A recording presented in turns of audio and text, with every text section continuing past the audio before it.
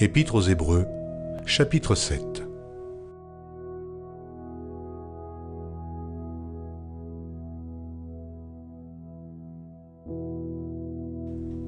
En effet, ce Melchisédek, roi de Salem, sacrificateur du Dieu Très-Haut, qui alla au-devant d'Abraham lorsqu'il revenait de la défaite des rois, qui le bénit, et à qui Abraham donna la dîme de tout, qui est d'abord roi de justice d'après la signification de son nom, ensuite roi de Salem, c'est-à-dire roi de paix, qui est sans père, sans mère, sans généalogie, qui n'a ni commencement de jour ni fin de vie, mais qui est rendu semblable au Fils de Dieu, ce Melchisédek, demeure sacrificateur à perpétuité.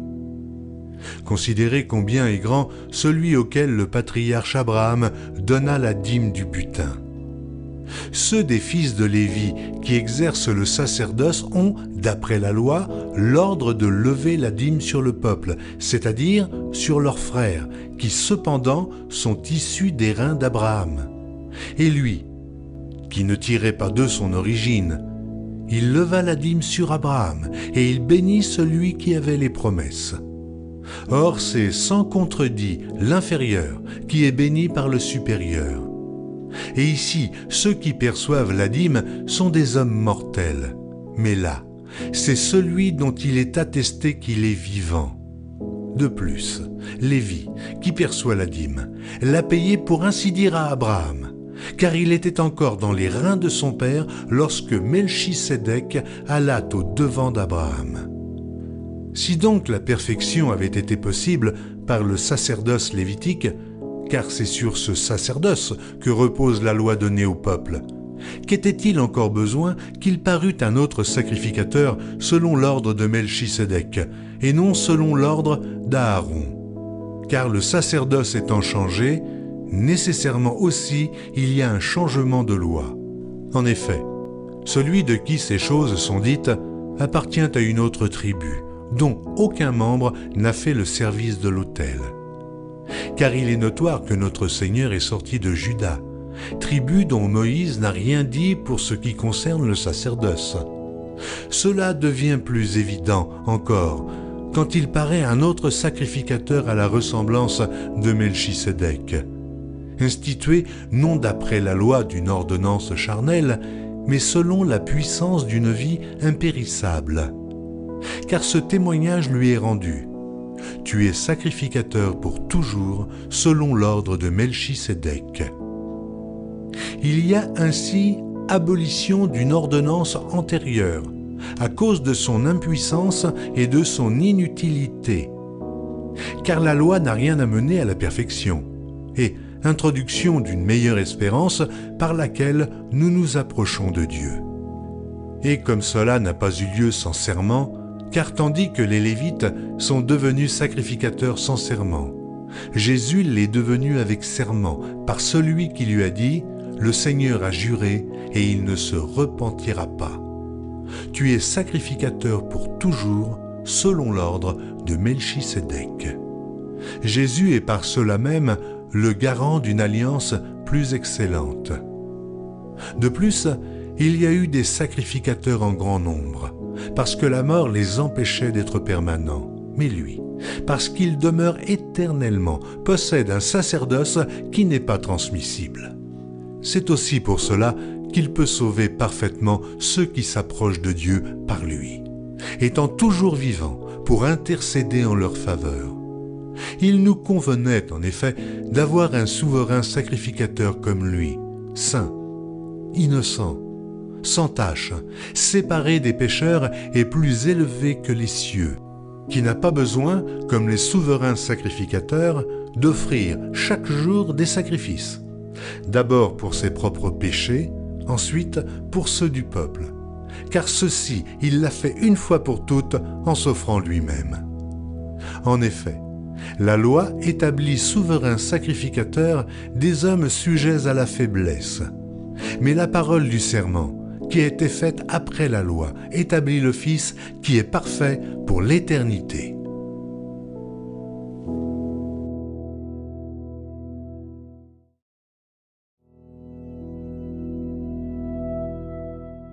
Épître aux Hébreux, chapitre 8.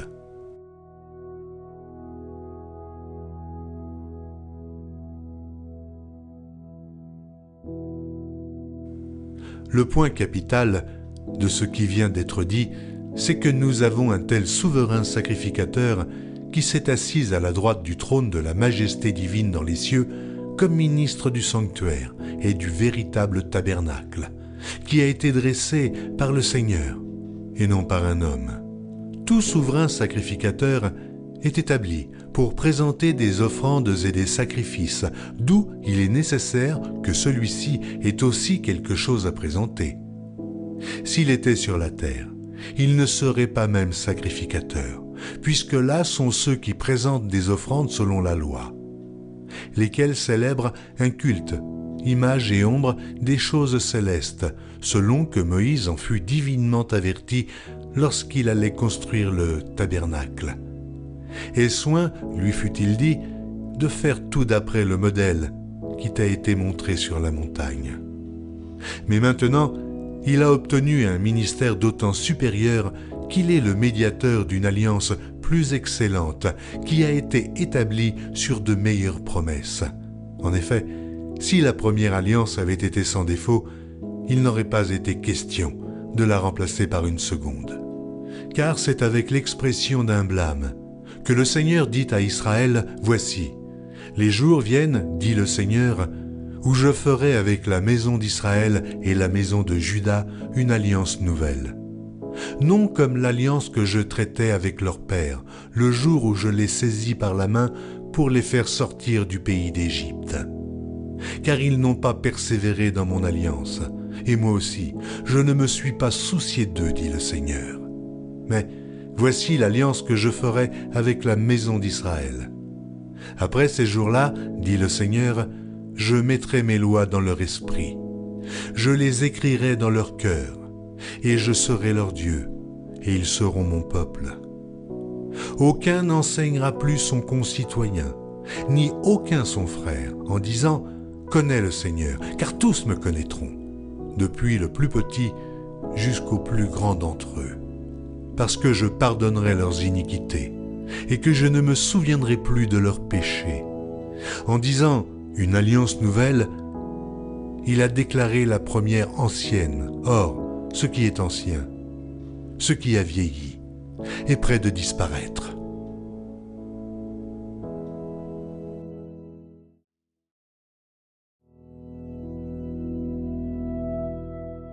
Épître aux Hébreux, chapitre 9.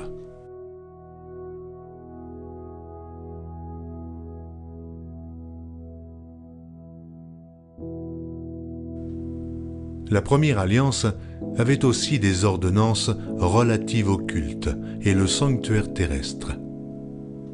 Un tabernacle fut en effet construit. Dans la partie antérieure, appelée le lieu saint, étaient le chandelier, la table et les pains de proposition. Derrière le second voile se trouvait la partie du tabernacle appelée le Saint des Saints, renfermant l'autel d'or pour les parfums et l'arche de l'Alliance entièrement recouverte d'or. Il y avait dans l'arche un vase d'or contenant la manne, la verge d'Aaron qui avait fleuri et les tables de l'Alliance. Au-dessus de l'arche étaient les chérubins de la gloire, couvrant de leur ombre le propitiatoire. Ce n'est pas le moment de parler en détail là-dessus.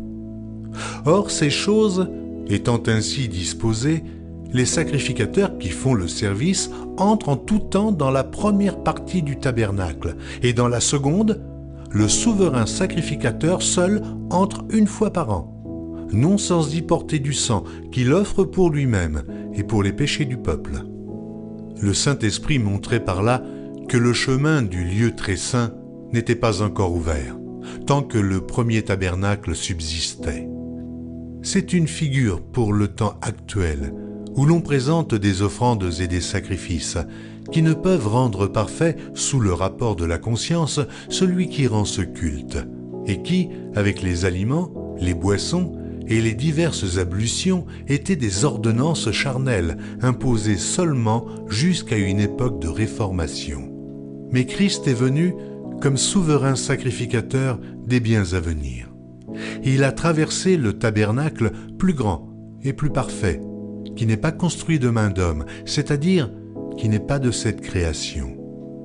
Et il est entré une fois pour toutes dans le lieu très saint, non avec le sang des boucs et des veaux, mais avec son propre sang, ayant obtenu une rédemption éternelle. Car si le sang des taureaux et des boucs et la cendre d'une vache répandue sur ceux qui sont souillés sanctifie et procure la pureté de la chair, combien plus le sang de Christ qui, par un esprit éternel, s'est offert lui-même sans tache à Dieu. Purifiera-t-il votre conscience des œuvres mortes afin que vous serviez le Dieu vivant? Et c'est pour cela qu'il est le médiateur d'une nouvelle alliance, afin que, la mort étant intervenue pour le rachat des transgressions commises sous la première alliance, ceux qui ont été appelés reçoivent l'héritage éternel qui leur a été promis. Car là où il y a un testament, il est nécessaire que la mort du testateur soit constatée. Un testament, en effet, n'est valable qu'en cas de mort, puisqu'il n'a aucune force tant que le testateur vit. Voilà pourquoi c'est avec du sang que même la première alliance fut inaugurée. Moïse, après avoir prononcé devant tout le peuple tous les commandements de la loi, prit le sang des veaux et des boucs avec de l'eau, de la laine écarlate et de l'hysope, et il fit l'aspersion sur le livre lui-même et sur tout le peuple en disant « Ceci est le sang de l'alliance que Dieu a ordonné pour vous. » Il fit pareillement l'aspersion avec le sang sur le tabernacle et sur tous les ustensiles du culte. Et presque tout, d'après la loi, est purifié avec du sang, et sans effusion de sang, il n'y a pas de pardon. Il était donc nécessaire, puisque les images des choses qui sont dans les cieux devaient être purifiées de cette manière, que les choses célestes elles-mêmes le fussent par des sacrifices plus excellents que ceux-là. Car Christ n'est pas entré dans un sanctuaire fait de main d'homme, en imitation du véritable, mais il est entré dans le ciel même afin de comparaître maintenant pour nous devant la face de Dieu. Et ce n'est pas pour s'offrir lui-même plusieurs fois qu'il y est entré, comme le souverain sacrificateur entre chaque année dans le sanctuaire avec du sang étranger. Autrement, il aurait fallu qu'il eût souffert plusieurs fois depuis la création du monde. Tandis que maintenant, à la fin des siècles, il apparut une seule fois pour abolir le péché par son sacrifice. Et comme il est réservé aux hommes de mourir une seule fois, après quoi vient le jugement, de même Christ, qui s'est offert une seule fois pour porter les péchés de plusieurs, apparaîtra sans péché une seconde fois à ceux qui l'attendent pour le salut.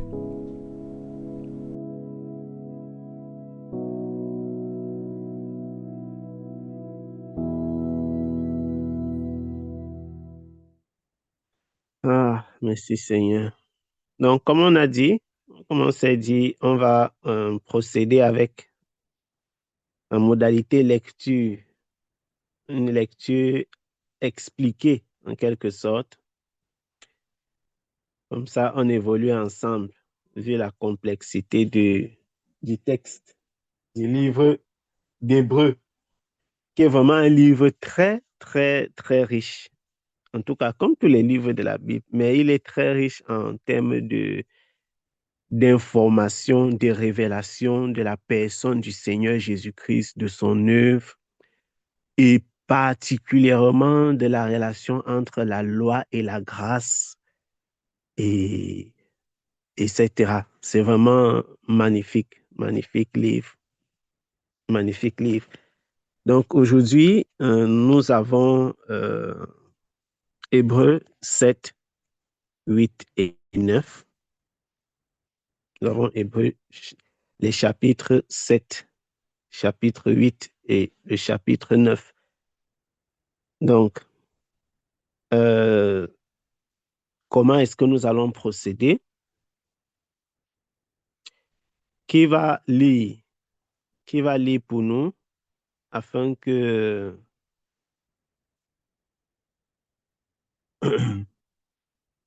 afin que nous puissions, si quelqu'un peut lire pour nous, ou bien, je pense que, bien, je vais lire comme ça au fur et à mesure. S'il y a des questions, vous pouvez me stopper, ou bien s'il y a s'il y a une intervention, je vais dire, s'il y a quelque chose à dire, je vais m'arrêter pour essayer voilà, de parler avant de continuer pour que les choses soient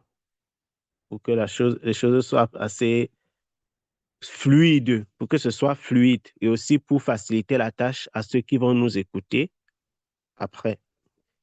Donc, je lis et j'espère que vous m'écoutez bien. Hébreux chapitre 7.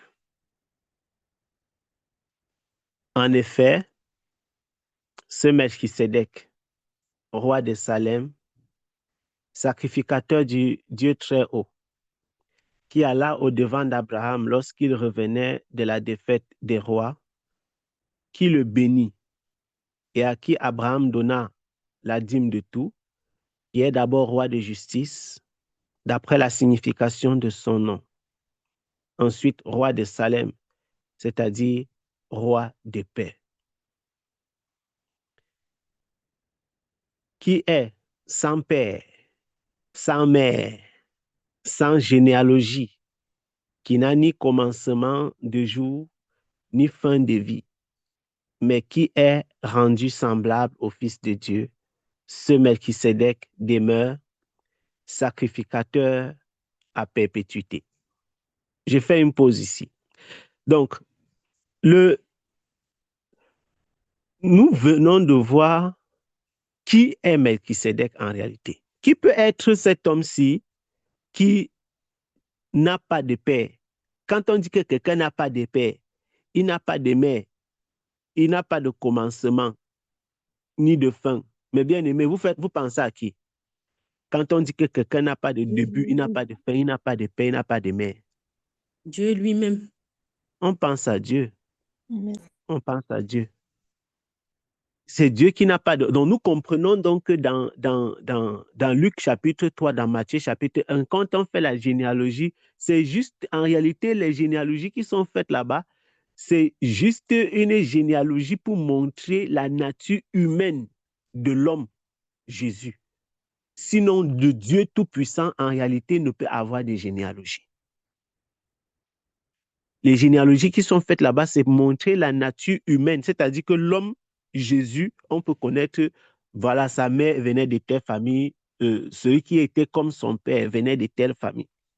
Mais en réalité, le Dieu Tout-Puissant n'a pas de commencement, il n'a pas de fin. Et c'est quand même curieux de voir un homme qui apparaît comme ça, là, il sort de nulle part, il rencontre, on va lire ça rapidement dans Genèse chapitre 14, ça va nous permettre aussi de croiser les textes.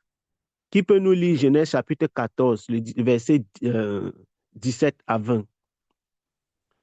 Genèse chapitre 14, le verset 17 à 20. Comme ça, vous pouvez noter aussi si au besoin. Il faut quelqu'un pour nous lire rapidement au fur et à mesure. Ok, Genèse 14, verset 17 à 20.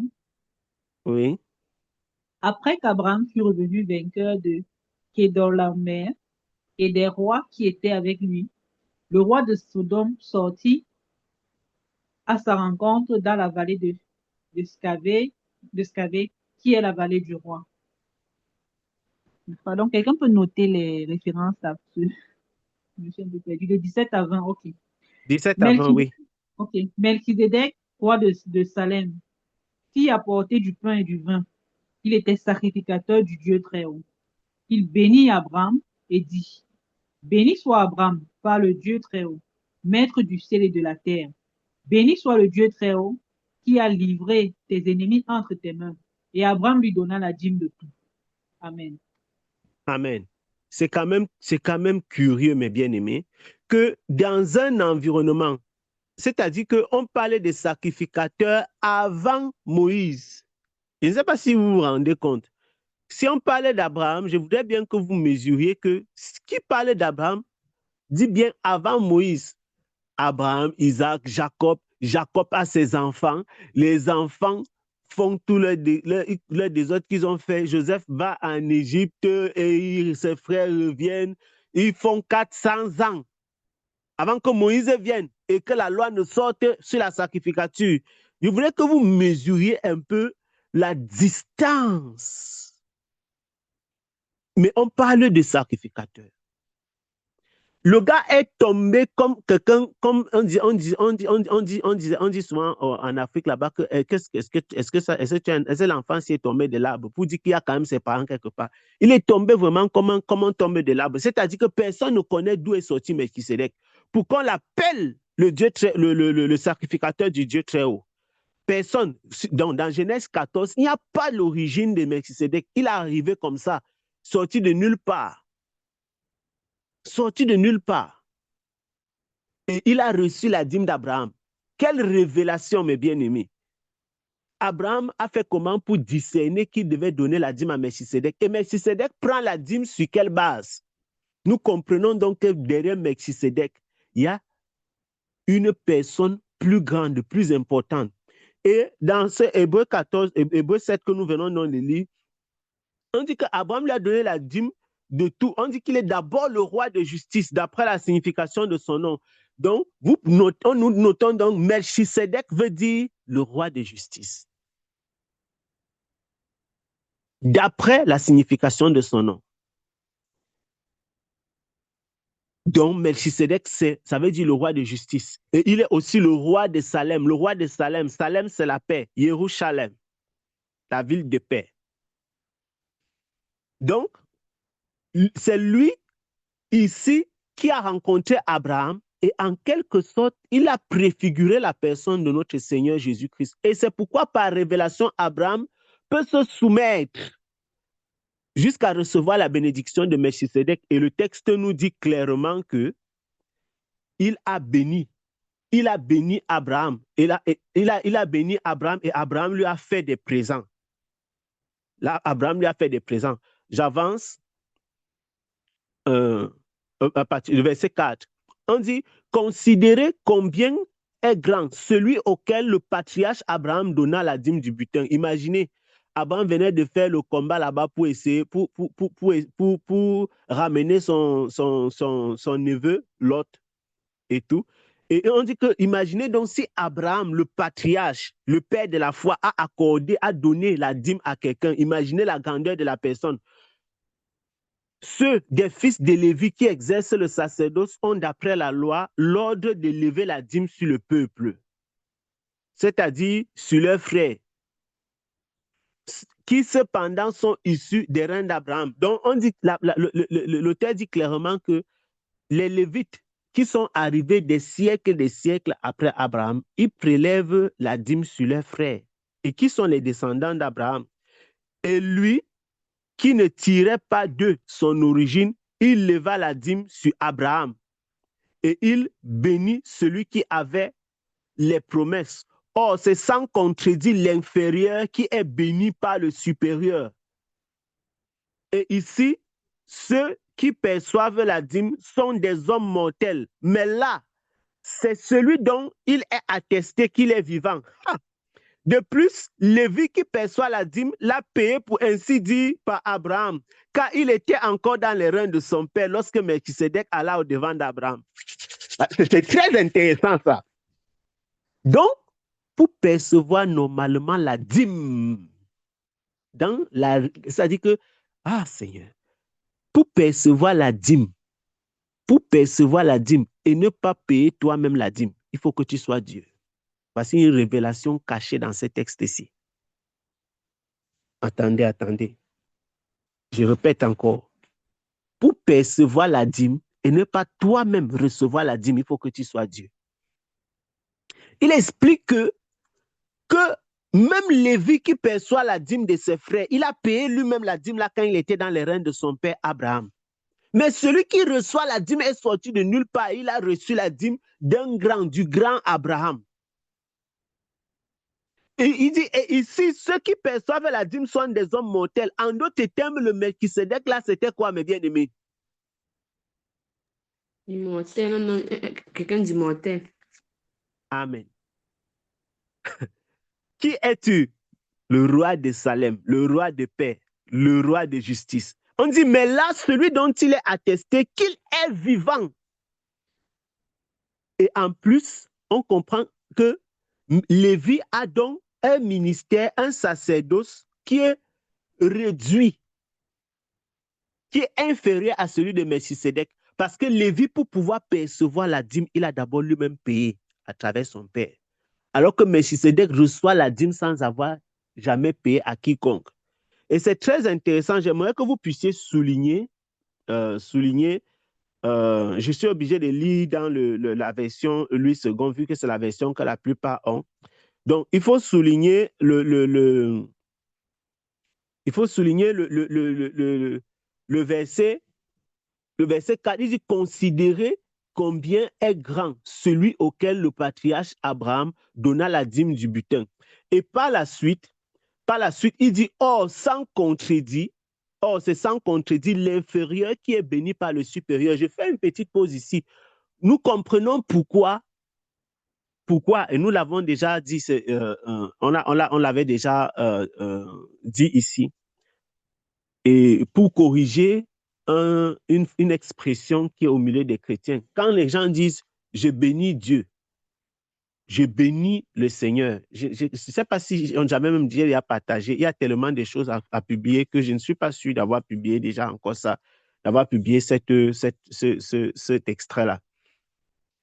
Donc, vous comprenez que nous ne pouvons pas bénir Dieu parce que c'est le grand qui bénit le petit. Quand vous allez en mariage, ce sont les parents qui bénissent les enfants, ce n'est pas les enfants qui bénissent les parents. Et Ésaü pouvait aller voir son père pour dire que est-ce qu'il n'y a pas encore une autre bénédiction pour moi? Le père ne pouvait pas recevoir la bénédiction d'Ésaü. Le grand-père peut bénir ses enfants, il peut bénir même les petits-enfants, mais les enfants ne peuvent pas bénir les parents et les grands-parents.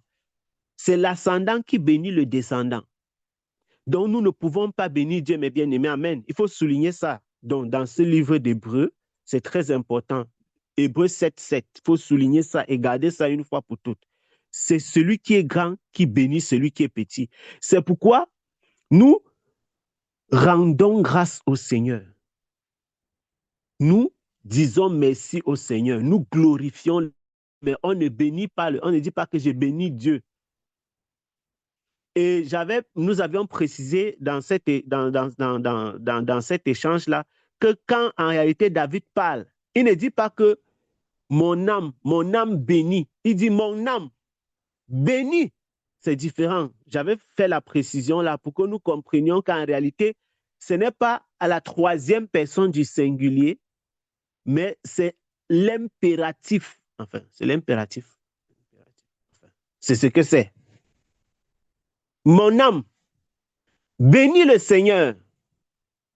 Voilà. Il ne dit pas que mon âme bénit avec T à la fin. Non. C'est béni. Un peu comme si je disais, toi tel, viens ici. C'est différent. C'est-à-dire que si je dis par exemple, la coucou, viens ici. C'est différent de la coucou, virgule, viens ici. Vous comprenez la différence? La coucou vient ici, ça finit par T. Mais la coucou, viens ici, viens ne finit pas par T, ça finit par S. Et là, c'est une injonction. Donc, quand David dit que mon âme bénit le Seigneur, il est en train de donner une injonction à son âme, que ton cœur, mon âme doit toujours être dans un esprit de bénédiction à l'endroit du Seigneur, d'adoration, de glorification à l'endroit du Seigneur. Amen. Donc, c'était une parenthèse. Donc, c'est le petit qui est béni par le plus grand. C'est le petit qui est béni par le plus grand. Nous continuons à partir du verset 14, du verset 11 plutôt, pardon. Si donc la perfection avait été possible par le sacerdoce lévitique, car c'est sur ce sacerdoce que repose la loi donnée au peuple.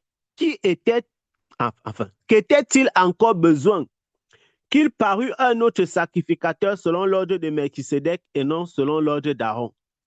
Car le sacerdoce étant changé, nécessairement aussi il y a un changement de loi.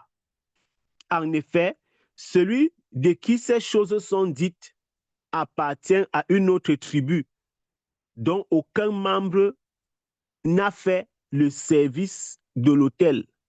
Car il est notoire que notre Seigneur est sorti de Juda, tribu dont Moïse n'a rien dit pour ce qui concerne le sacerdoce. Waouh! Donc, mes bien-aimés, c'est magnifique. Nous comprenons pourquoi nous disons souvent que le livre de Genèse contient toute l'histoire de la vie humaine, du début jusqu'à la fin. En réalité, toute la vie de Genèse à Apocalypse est déjà dans Genèse. Quand nous voyons comment, dans Genèse chapitre 14, le Seigneur, sous l'image, ou alors sous la révélation de Melchisédek, va rencontrer son serviteur Abraham, nous comprenons qu'en réalité, là-bas, c'est le Seigneur Jésus-Christ qui est préfiguré en cet endroit. Or, la loi de Moïse n'est pas encore venue, mais nous voyons que Christ est déjà présenté. Christ est présenté. C'est-à-dire que le salut par la foi. Maintenant, la loi de Moïse viendra par la suite et le véritable Christ va venir dans la chair, qui est la confirmation ou alors l'accomplissement de la loi. Parce que Christ, c'est l'accomplissement de la loi. Et il dit clairement que si la perfection était possible avec le sacerdoce lévitique, c'est le sacerdoce d'Aaron.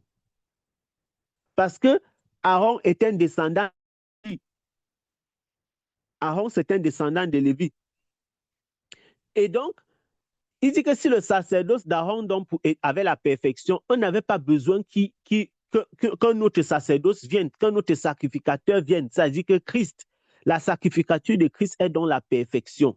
Ça veut dire qu'il est venu, il a corrigé toutes les erreurs qui étaient dans la sacrificature d'Aaron.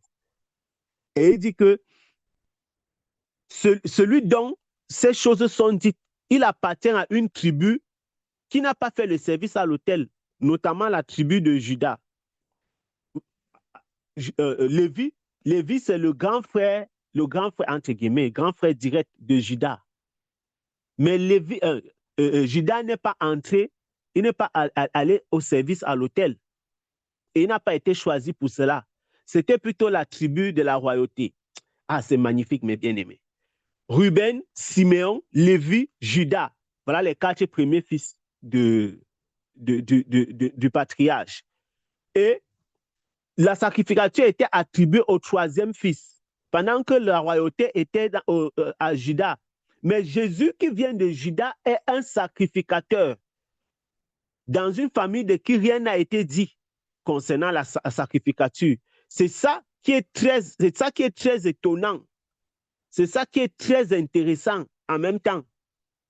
Parce qu'on comprend donc que il n'arrive pas dans le même ordre. Il n'est pas donc sacrificateur selon le même ordre qu'Aaron. Sinon, il devrait respecter la loi qui établit la sacrificature aaronique. Amen. Et il dit par la suite, il dit que cela devient, verset 15, plus évident encore quand il paraît un autre sacrificateur à la ressemblance de Melchisédek, institué non d'après la loi d'une ordonnance charnelle. Waouh! Mais selon la puissance d'une vie impérissable. Car ce témoignage lui est rendu. Tu es sacrificateur pour toujours selon l'ordre de Melchisédek. Et vous vous souvenez de ce que nous avons dit, et il faut lire et souligner, le psaume 110, on avait lu ça avant-hier, le psaume 110, le verset 4. Si quelqu'un peut nous lire le psaume 110, le verset 4. Psaume 110, le verset 4. Qui établissait avant même que le Seigneur Jésus-Christ n'arrive que Melchisédek est donc sacrificateur à toujours. Or, nous savons que les serviteurs, les descendants d'Aaron ne pouvaient être sacrificateurs à toujours. Ils allaient faire comment pour vivre toujours, puisque eux-mêmes ils mouraient. Tu es sacrificateur jusqu'à un certain moment, après tu casses ta baraque, terminé. Tu ne peux pas rester là indéfiniment. Il fallait forcément que celui qui va être sacrificateur pour toujours, que celui-là ait l'éternité dans sa nature. Amen. Est-ce que 110, verset 4. 110, verset 4. L'Éternel l'a juré et il ne s'en repartira point. Tu es sacrificateur pour toujours à la manière de Melchizedek. Amen. Amen.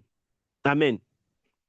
Verset 15, cela devient plus évident encore quand il paraît un autre sacrificateur à la ressemblance de Melchisédek, institué non d'après une loi, non d'après la loi d'une ordonnance charnelle, mais selon la puissance d'une vie impérissable, donc une vie éternelle.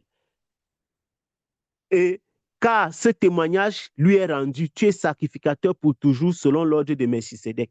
Il y a ainsi abolition d'une ordonnance antérieure à cause de son impuissance et de son inutilité, car la loi n'a rien amené à la perfection et introduction d'une meilleure espérance par laquelle nous nous approchons de Dieu.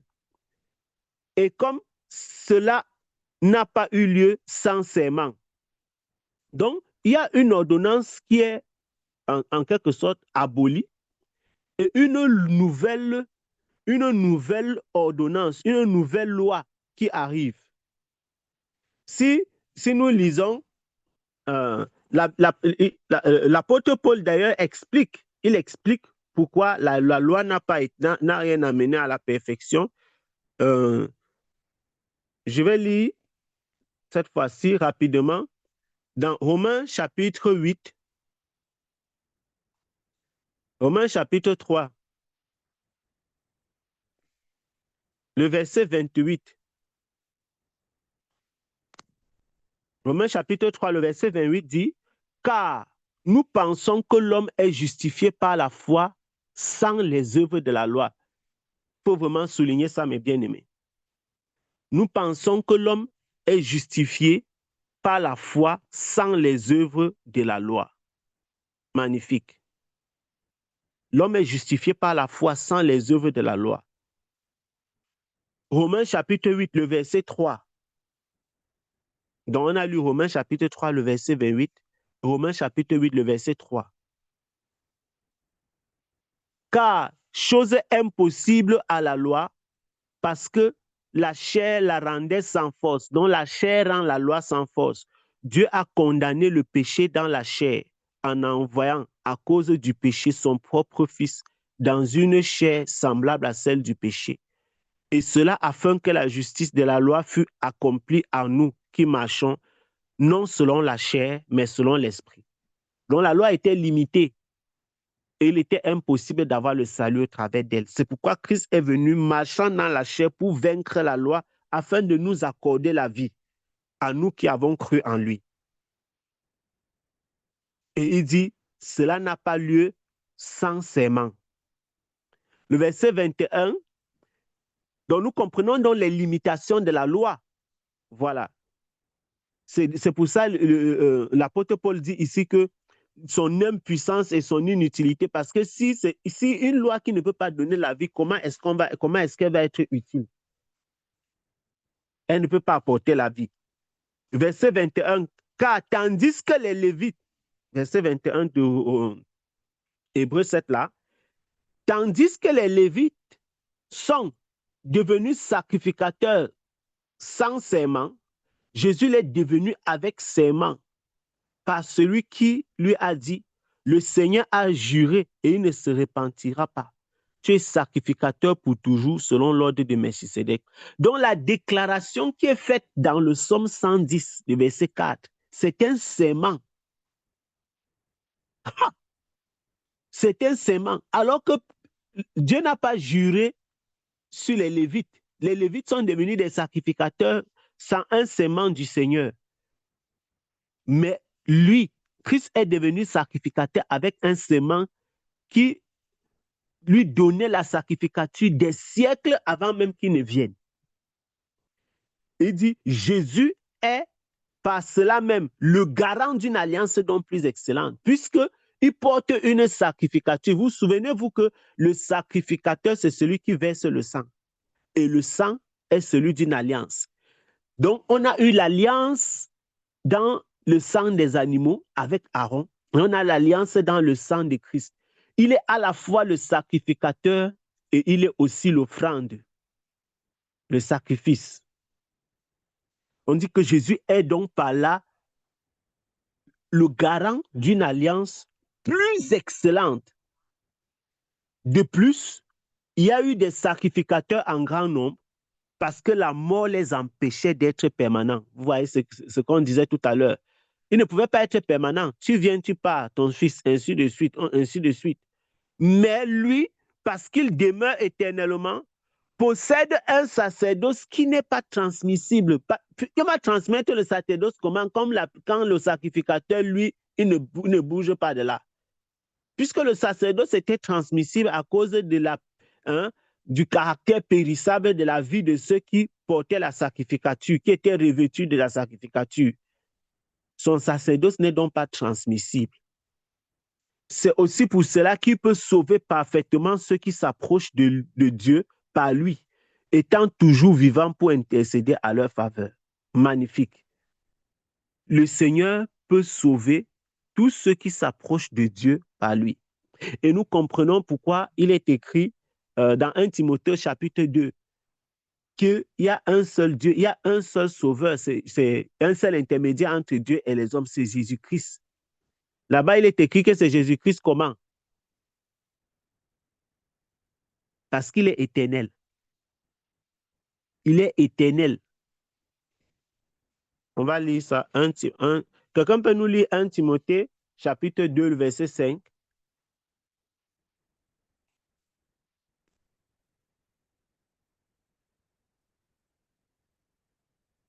« 1 Timothée 2, verset 5. Jean de dit que, oui, 1 Timothée, chapitre 2, le verset 5. Et je disais, Jean dit que si nous avons péché, nous avons auprès du Père un avocat. On a un avocat auprès du Père, Jésus-Christ le juste. C'est à ça que Paul fait référence dans ce Hébreux chapitre 7, qui sauve parfaitement ceux qui s'approchent de Dieu par lui. Par lui. Oui, vas-y. Car il y a un seul Dieu et aussi un seul médiateur entre Dieu et les hommes, Jésus-Christ homme. Amen. Amen. Mon frère, quand tu lis les choses comme ça, quand tu lis ça, aïe, aïe, aïe. Actes chapitre 4, verset 12, 1 Timothée chapitre 2, le verset 5. Il y a un seul salut, mes bien-aimés. Même si vous connaissez quelqu'un qui est gentil n'importe comment, la gentillesse ne va pas l'envoyer au paradis. Même si les prêtres parlent en chantant. Ah, je me rappelle quand je partais souvent je partais souvent dans des visites à mes oncles et tout. On partait dans on appelle ça comment? Dans les paroisses. Quand tu vois un prêtre parler, mon frère, j'ai toujours été impressionné par leur façon de faire, de parler. Quand le Seigneur m'a fait grâce de découvrir un peu le monde du catholicisme, mince, c'est repugnant. C'est repugnant d'imaginer qu'une personne qui a... Mince. Je vous assure que, mes bien-aimés, quand la Bible, quand le Saint-Esprit met en garde contre les hommes à la fin des jours, je vous dis que le catholicisme est en tête de liste. Nous comprenons même pourquoi ils interdisent aux gens de se marier. Non, mais carrément, quand tu vois la façon avec laquelle les gens là sont, oh, Spiritus Sanctus, tu penses que non, mon frère. Il est en train de parler comme ça, il est en train de voir Jésus comme Étienne. Je dis qu'une façon, mais non. Ah! Je dis que ça fait un truc. Je dis que tu regardes comme ça, mon frère, tu dis que oui, Dieu est ici. Même si on me dit quoi? Voilà comme ça la personne qui fait les attouchements sur les enfants. Voilà comme ça la personne qui fait les attouchements sur les enfants, sur les filles. Voilà les gens qui engrossent les filles dans les paroisses, dans les villages, même en ville. Je dis n'importe quoi. Va voir comment la personne parle. Oh, Jésus est venu, c'est machin, machin, machin. Amen. Chante. Tu parles. On comprend pourquoi le Saint-Esprit met en garde que même les apôtres de Satan là. Hein? Satan lui-même d'abord, il se déguise combien de fois ses serviteurs. C'est terrible, mes bien-aimés.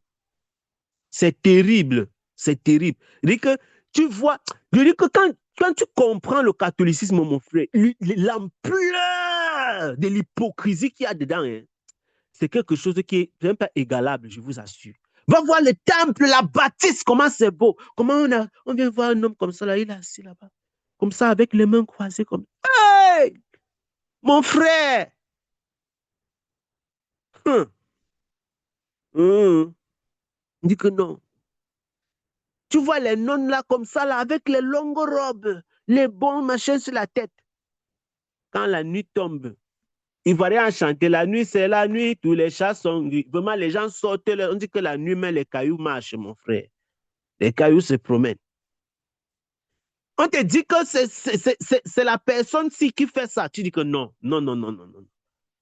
Scandaleux. C'est scandaleux. C'est scandaleux. C'est scandaleux. L'hypocrisie, mes bien-aimés. L'hypocrisie. L'hypocrisie.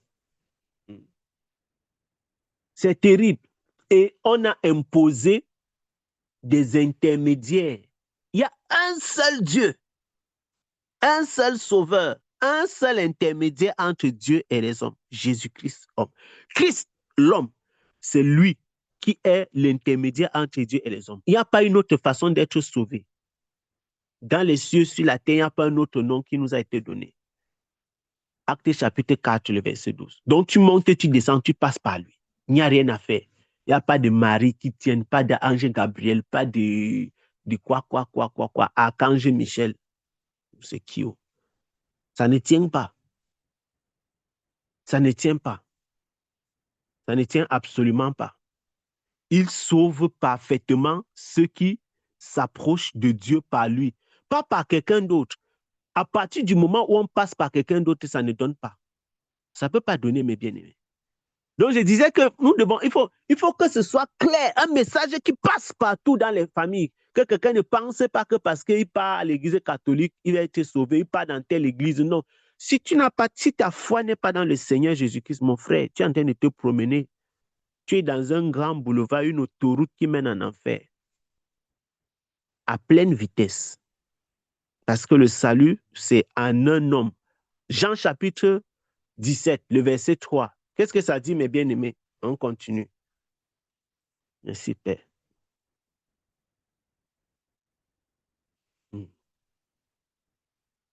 Jean chapitre 17, le verset 3.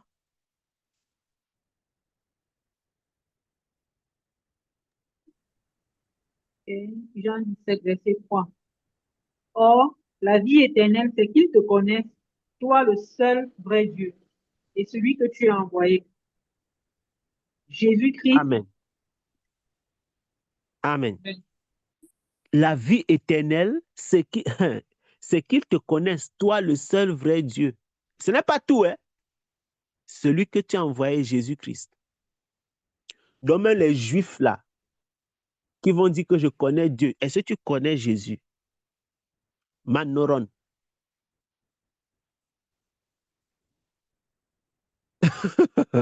Personne ne bouge, personne ne fuit. Tu dis que tu connais Dieu, ok. Est-ce que tu connais Jésus qu'il a envoyé? Qui est en réalité Dieu manifesté dans la chair. Est-ce qu'il te connaît? La vie éternelle,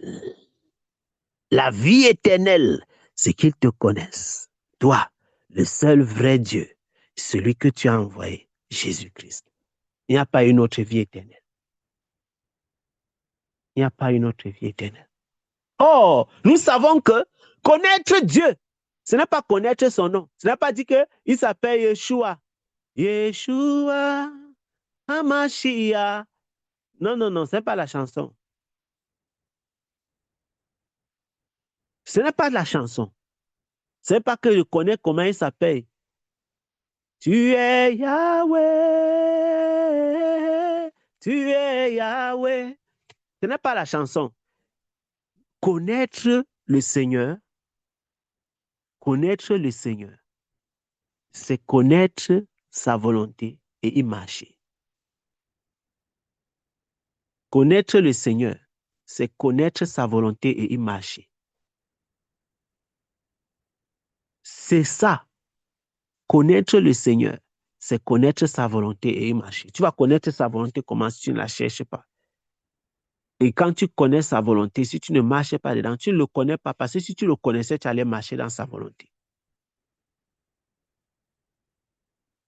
Tu aimeras le Seigneur ton Dieu de tout ton cœur, de toute ton âme, de toute ta force, de toute ton intelligence.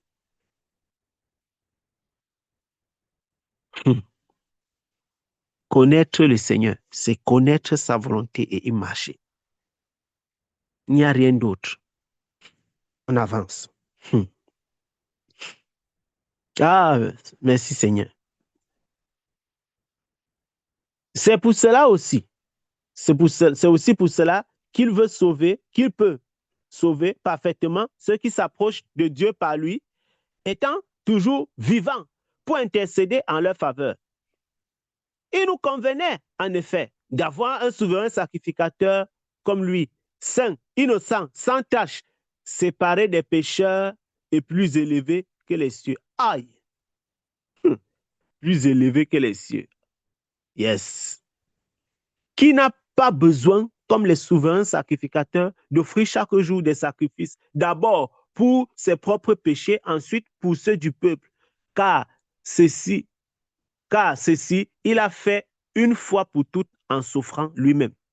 En effet, la loi établit souverain sacrificateur des hommes sujets à la faiblesse, mais la parole du serment qui a été faite après la loi établit le Fils qui est parfait pour l'éternité. Oh Seigneur, le psaume 110, le verset 4. Les sacrificateurs, eux-mêmes, ça ne les laissait pas. Eux-mêmes, ça ne les laissait pas. Il fallait que les gars veillent d'abord sur leur propre vie, parce que si tu t'amuses, ça te récupère. Est-ce que quelqu'un peut nous lire Lévitique chapitre 9 et le verset 10? Et on voit comment dans Lévitique, le chapitre 10, il ne demande pas de lire le chapitre 10. Il dit juste dans Lévitique, le chapitre 10, au début, les 2 premiers versets, comment les fils d'Aaron ont joué. Ils ont un peu fait un genre. Le feu est tombé, boum. Ils sont morts devant le Seigneur. Vous dites que ça ne jouait pas. Hein? C'était un travail hautement risqué. Si être sacrificateur, c'était un métier de notre génération, si les gars devaient avoir une assurance très, très intéressante. On dit que mon frère, ça c'est un travail hautement risqué. Lévitique 9, le verset 7, qu'est-ce que ça dit? Verset 10 ou 7. Lévitique 9, le verset 7. Alors, verset 7 dit, Moïse dit à Aaron, approche-toi de l'autel, offre ton sacrifice d'expiation et ton holocauste, et fais l'expiation pour toi et pour le peuple. Offre aussi le sacrifice du peuple, et fais l'expiation pour lui, comme l'Éternel l'a ordonné. Amen. Amen. Donc, on comprend ici que le sacrificateur versait d'abord le sang pour lui-même, d'abord, mon frère. Et ça le laisse. Lui-même d'abord, il était compris parmi les pécheurs. Oui, oui. Le sacrificateur lui-même d'abord, il devait se rendre pur pour pouvoir faire œuvre, hein, accomplir son œuvre au nom du Seigneur pour le peuple. Alors que Jésus-Christ est venu sans péché, pur. Hébreux chapitre 7 nous présente cela. Pur, sans péché. Il n'avait pas de faiblesse. Innocent. Ah, Hébreux 7, le verset 26. Innocent, saint, sans tache, séparé des pécheurs. Bien qu'il ait été crucifié au milieu des pécheurs, mais il est séparé d'eux de par sa nature. La Bible dit plus élevé que les cieux, pur, sans tache, saint, séparé des pécheurs, plus élevé que les cieux. Magnifique. Magnifique, magnifique. Nous avançons au chapitre 8. Le point capital de ce qui vient d'être dit, c'est que nous avons un tel souverain sacrificateur qui s'est assis à la droite du trône de la majesté divine dans les cieux, comme ministre du sanctuaire et du véritable tabernacle, qui a été dressé par le Seigneur et non par un homme. Waouh! Vous entendez ça? Donc, il s'est assis, il a offert le sacrifice sur un autel qui n'a pas été, dans un tabernacle qui n'a pas été fait par les mains d'un homme. Parce qu'en réalité, les sacrificateurs, selon Aaron, ils faisaient le sacrifice dans quel autel, dans quel tabernacle, mes bien-aimés? Un tabernacle humain. Un tabernacle qui a été fait de mains d'hommes. Donc le saint, le pur, le juste, celui qui est parfait, son sacrifice là, c'est dans un tabernacle qui n'a pas été fait par les mains d'un homme. Nous comprenons donc pourquoi le Seigneur va dire à maintes reprises à Moïse de le faire d'après ce qu'il a vu quand il était sur la montagne. Parce que le Seigneur lui a montré le tabernacle qui est là-bas dans les cieux pour qu'il fasse une reproduction de ça ici. Là, on a fait le screenshot. Et maintenant, sur la base de l'image, il a essayé de faire une reproduction fidèle de ce qu'il avait vu. Le point capital,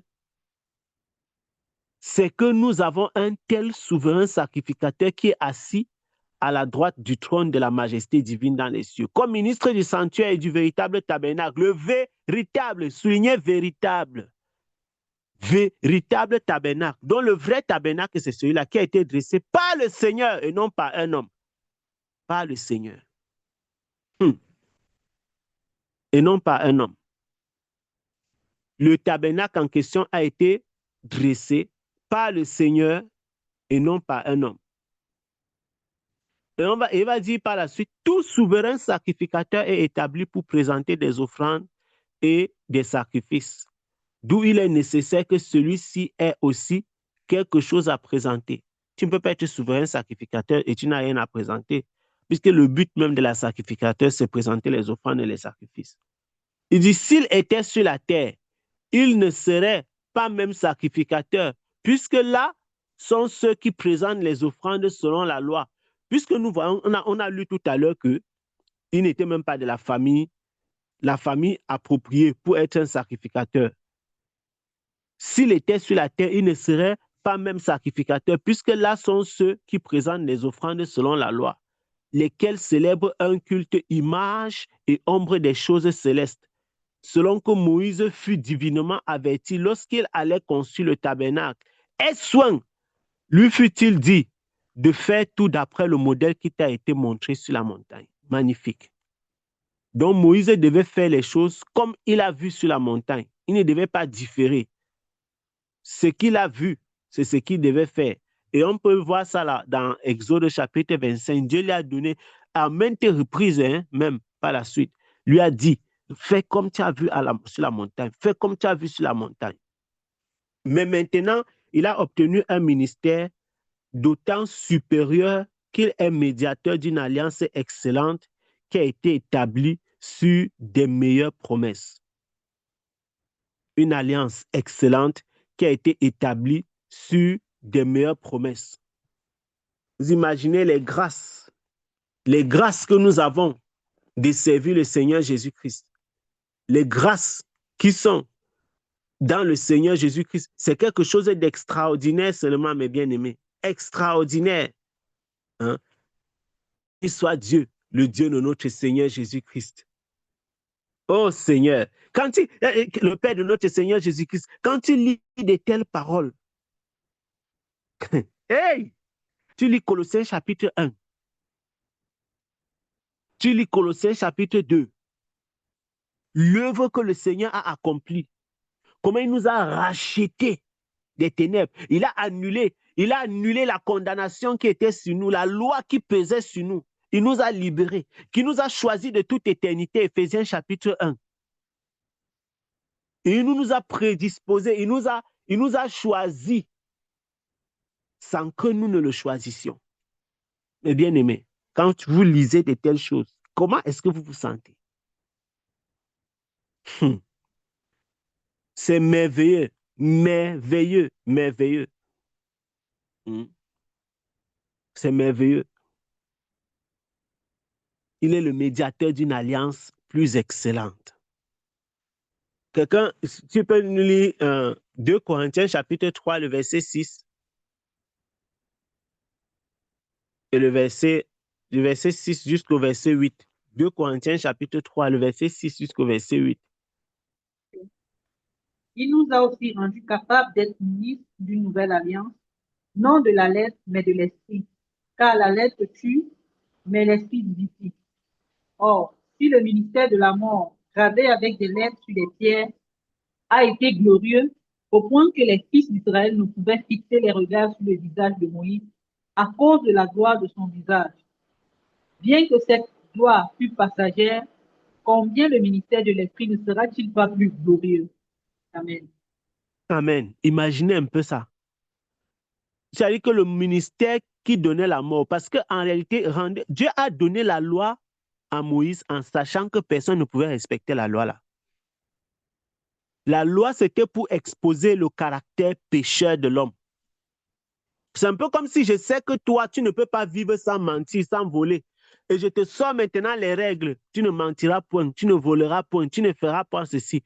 Le fait que la loi existe met en exergue, en évidence, que l'homme est un pécheur. Parce que s'il n'y a pas de loi, il n'y a pas de base pour juger. Donc la loi met en lumière le péché. C'est ça le but de la loi. La loi est venue pour qu'on sache que donc, quand tu fais comme ça, là, ce n'est pas bien. Et c'est ce que tu fais justement. La loi est venue pour que l'homme sache que tu es un voleur, un fornicateur, un menteur, un tricheur, un injuste, un ceci, un cupide, un idolâtre. La loi met en évidence le péché. La loi met la... Donc, c'est pourquoi on appelle ce ministère le ministère de la mort. Il dit qu'il a été, ce ministère a été gravé sur les lettres, avec des lettres sur les pierres. Ministère de la mort, pourquoi? Parce que si ça ne peut pas te sauver, ça peut seulement te tuer. Puisqu'il te montre que tu es un pécheur, mais il ne te montre pas la solution. Pourquoi est-ce que ce ministère de la lettre là ne montre pas la solution? Parce que toutes les solutions qu'il te propose sont limitées dans le temps. Et c'est pourquoi le salut, même dans l'Ancien Testament, ce n'est pas la foi, ce n'est pas par la loi. Parce que personne n'a été sauvé par la foi dans l'Ancien Testament. Pas la loi, je vous l'ai dit, dans l'Ancien Testament. Tous ceux qui ont été sauvés, c'est par leur foi dans le Seigneur et non par la loi. Il n'y a pas quelqu'un parmi eux qui peut dire que, vraiment, niet. Paul dira donc que le ministère, si le ministère là, qui était le ministère de la mort, qui était un ministère sur les lettres écrites, basé sur les lettres écrites sur les pierres, s'il pouvait être glorieux, imaginez un peu. C'est-à-dire que c'est un peu comme si je disais, rendez-vous compte par exemple que vous êtes là comme ça, vous ne connaissez même pas le Seigneur comme il faut. Tu ne connais pas le Seigneur, tu es là comme ça, tu cherches Dieu en tâtonnant, voilà. Regardez déjà les grâces que le Seigneur dépose dans ta vie. Regardez toutes les choses merveilleuses que tu vis. Maintenant, imaginez-vous un peu quand ce corps de chair va être ôté. Imaginez un peu quand nous allons revenir pour régner avec le Seigneur. Mes bien-aimés, la gloire qui mince. C'est quelque chose il faut seulement vivre. Il dit que si le ministère de la mort, il pouvait être glorieux comme il a été, au point où les fils d'Israël, ils avaient le regard sur Moïse, disaient à Moïse que non, la gloire là, c'est terrible. Même quand c'était une gloire passagère, maintenant, imaginez la gloire qui peut être dans le ministère de Christ. Et le ministère de Christ n'est pas celui selon la chair. Ce n'est pas le ministère selon l'Écriture. c'est selon l'esprit. L'écriture sur les pierres, mais selon l'esprit, ce ministère-là sera beaucoup plus glorieux. Le verset 9 dit, si le ministère de la condamnation a été glorieux, le ministère de la justice est de beaucoup supérieur en gloire. Amen. Si le ministère de la condamnation a été glorieux, le ministère de la justice est de beaucoup supérieur en gloire. De beaucoup supérieur en gloire. Et nous voyons que c'est exactement ce 2 Corinthiens chapitre 3, le verset à partir du verset 6 là-bas en descendant jusqu'au verset 11.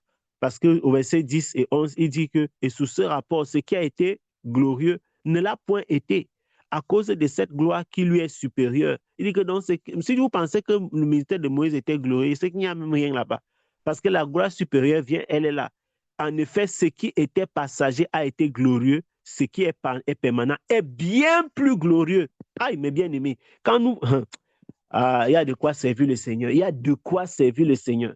Et ça rejoint donc 2 Corinthiens 3, là, rejoint donc ce que nous sommes en train de voir dans Hébreux chapitre 8.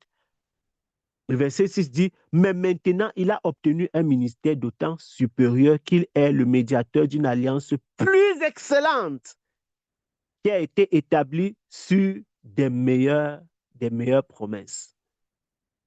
Il nous a transportés dans le royaume de son alliance. Le royaume de son amour. Allons, continuons au verset 7. Hébreux 8, verset 7.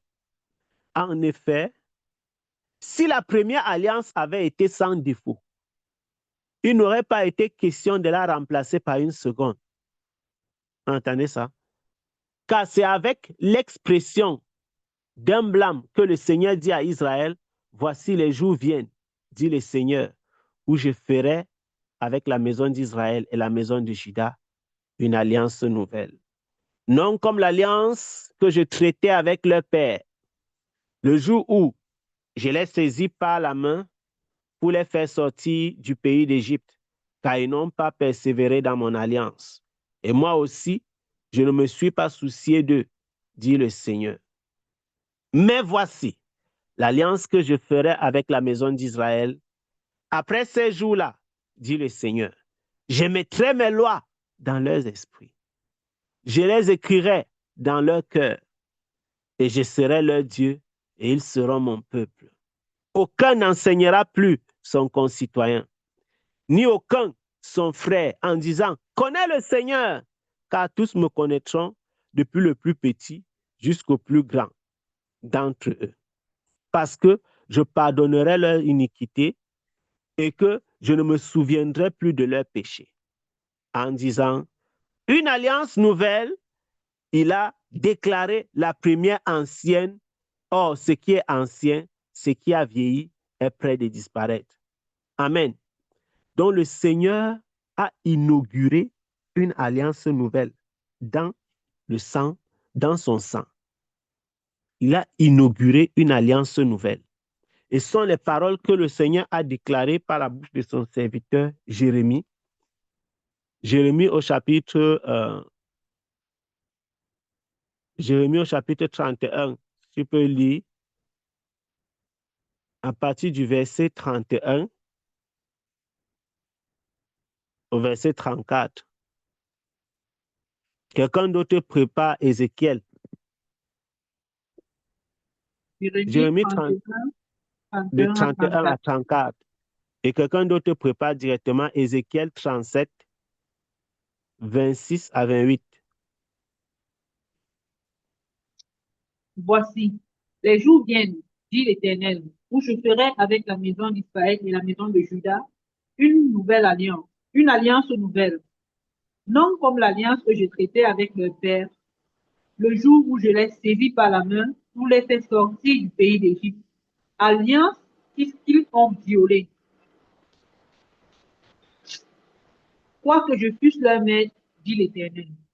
Mais voici l'alliance que je ferai avec la maison d'Israël. Après ces jours-là, dit l'Éternel, je mettrai ma loi au-dedans d'eux, je l'écrirai dans leur cœur, et je serai leur Dieu, et ils seront mon peuple.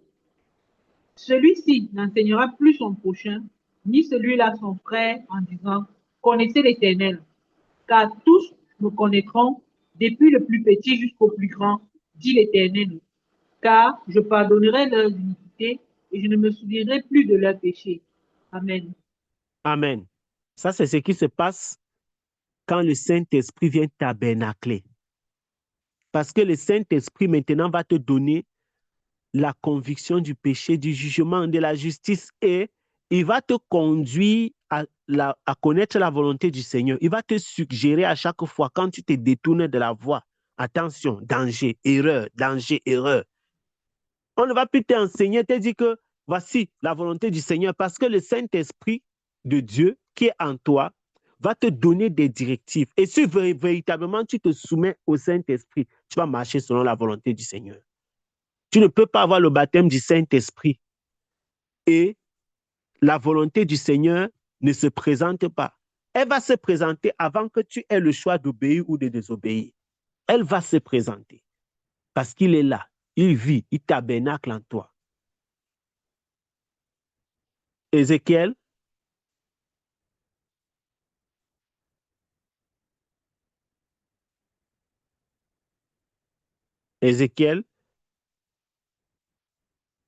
personne n'a cherché.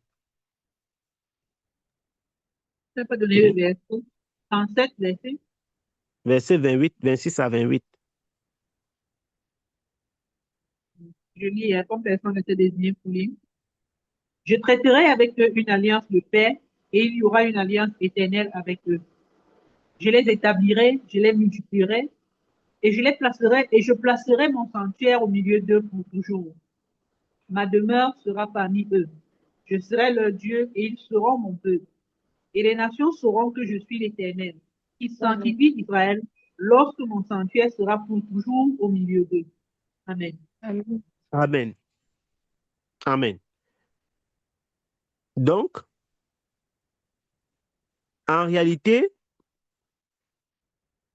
nous voyons que le Seigneur a annoncé la nouvelle alliance par ses serviteurs les prophètes, Jérémie, Ézéchiel, etc. Ils ne sont pas seuls. Ils ne sont pas seuls. Michée et autres ont parlé déjà de ce que le Seigneur viendrait, de ce qu'il accomplirait. Et ici, nous voyons clairement que le Seigneur dit qu'il va changer le cœur. Il va changer le cœur. Il va établir l'empreinte de sa connaissance dans les cœurs des hommes, afin que ceux-ci connaissent le Seigneur. Qu'on ne disait plus à quelqu'un que monte, descend. Voici comment tu dois chercher. Voici non. Ça ne veut pas dire qu'il ne doit pas avoir l'enseignement. Ça veut dire que l'empreinte de la connaissance du Seigneur sera dans les cœurs des hommes de façon à ce que si quelqu'un est soumis et s'il est sensible à la voix de Dieu, qu'il puisse connaître et discerner la voix du Seigneur pour y marcher. Une fois de plus, il faut la sensibilité, il faut la soumission, le désir d'obéissance au Saint-Esprit. Et nous comprenons pourquoi l'apôtre Paul dira que n'éteignez pas l'esprit dans certaines versions. N'éteignez pas l'esprit. N'attristez pas le Saint-Esprit. N'attristez pas le Saint-Esprit. Parce que s'il est là, ce n'est pas suffisant. Il faut qu'on lui obéisse. Il faut que quand il fait des suggestions, quand il parle, que l'on puisse écouter. Que l'on puisse écouter. Amen. Donc, s'il n'y a pas de questions, on avance. Chapitre 9. Le chapitre 9, il dit, la première alliance avait aussi des ordonnances relatives au culte et le sanctuaire terrestre. Un tabernacle fut en effet construit dans la partie antérieure, appelée le lieu saint, était le chandelier, la table et les pains de proposition. Derrière le second voile se trouvait la partie du tabernacle appelée le Saint des Saints. renfermant l'autel d'or pour les parfums et l'arche de l'alliance entièrement recouverte d'or. Il y avait dans l'arche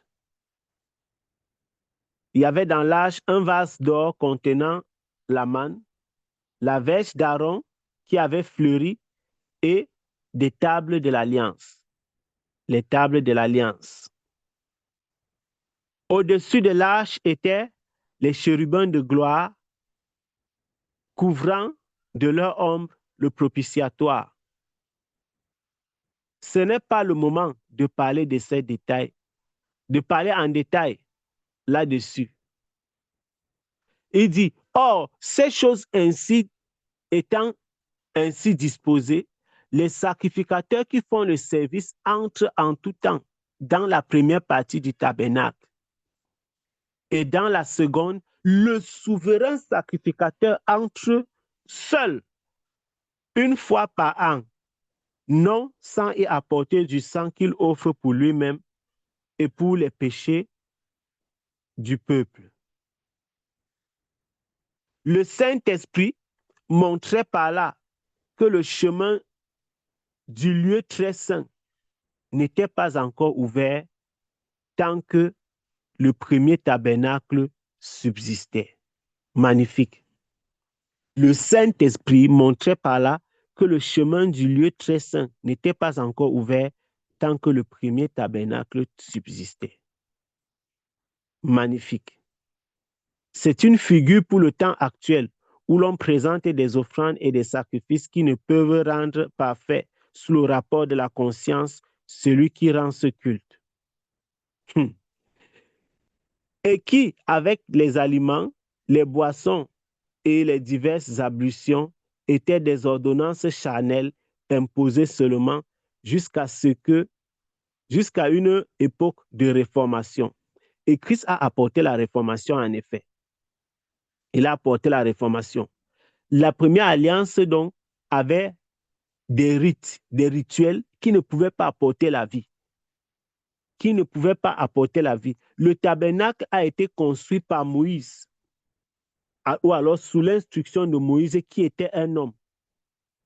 Et vous pouvez voir, on peut voir dans le livre dans le livre d'Exode, je crois au chapitre 26, la description de comment le tabernacle était. Dehors, on avait la grande cour, le parvis. On avait la grande cour, le parvis. Et avant le premier voile, on avait l'autel d'airain. On avait aussi la cuve, la cuve d'airain et l'autel des sacrifices. C'est sur cet autel-là qu'on brûlait le sacrifice. Et le sacrificateur pouvait traverser, tous les sacrificateurs pouvaient traverser le premier voile. Quand tu traversais le premier voile, tu étais dans ce qu'on appelait le lieu saint. Dans ce lieu saint-ci, on avait dans l'autel des pains de proposition le chandelier d'or. Ça, c'était dans le lieu saint. Et il y avait également, toujours dans le lieu saint, j'ai parlé du chandelier d'or, la table et les pains de proposition. Et puis, il y avait aussi l'autel, voilà, l'autel pour les parfums, sur lequel on venait, le parfum là représentait, comme nous voyons dans le livre d'Apocalypse, les prières des saints. Je répète encore, tous les sacrificateurs entraient après le premier voile, dans le lieu saint. Mais au-delà du premier voile, il y avait le deuxième voile qui séparait le lieu très saint et le lieu saint. Or, nous voyons quand Jésus est mort, on ne va pas relire tous les textes parce que, évidemment, vous connaissez ces textes. Quand Jésus est mort, la Bible déclare que le voile s'est déchiré. C'est le voile qui séparait le lieu très saint du lieu saint, montrant ainsi qu'il y a désormais accès au Saint des Saints. Le lieu très saint, c'est aussi ce qu'on appelle le Saint des Saints. Donc, désormais, le Saint des Saints est accessible. Et cela n'a été possible que par le sacrifice de Christ, par Jésus-Christ. On a donc accès au Saint des Saints. Par Christ, on a accès au Saint des Saints. Et donc, ce qui n'était pas possible dans le sacerdoce lévitique, dans la loi, où un homme, parce que en réalité, qu'est-ce que l'œuvre que le Seigneur Jésus-Christ a accomplie donne accès à la sacrificature, à tous. Ça donne accès parce que maintenant, chaque homme et chaque femme peut contacter le Seigneur. Puisque les sacrificateurs partaient dans le temple comme ça, ils rendaient le sacrifice pour pouvoir permettre au peuple de rester au contact du Seigneur. Mais désormais, tu es un sacrificateur, je suis un sacrificateur.